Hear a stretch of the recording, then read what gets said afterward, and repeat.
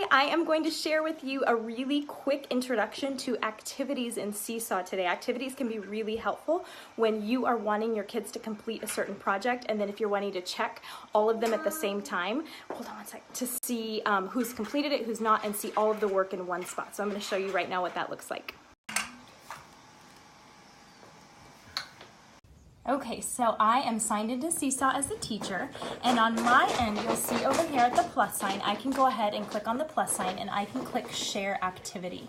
And the cool thing about this, when I click Share Activity, there's going to be suggested ones that are already made, and there's ideas in here based on whatever grade level you chose, so you can change this if you want to. And there's always always like a seasonal one in here and ones that are already ready for you. So you can take these, and it's really cool because what it does is it gives the kids directions.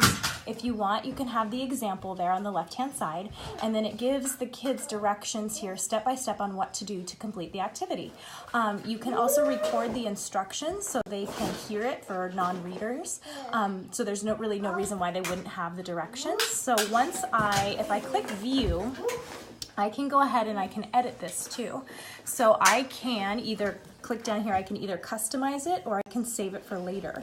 If I customize it, I can go in and I can change anything in here. So whatever's already in there, I can go ahead and I can edit it and make it say whatever I want it to say. So when I'm done with that and I'm ready, I'm just gonna delete that. When I'm ready to assign it to my class, I just click, let's see, oops.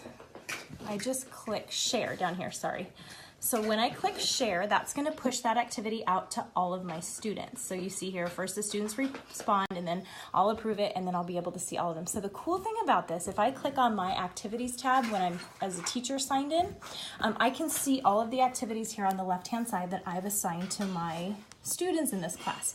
And the really powerful thing about activities is that when I click on this gray bar here, I can see all of the students in my class, and I can also see who's completed what. And it also really quickly shows me that all of these students have not completed the activity.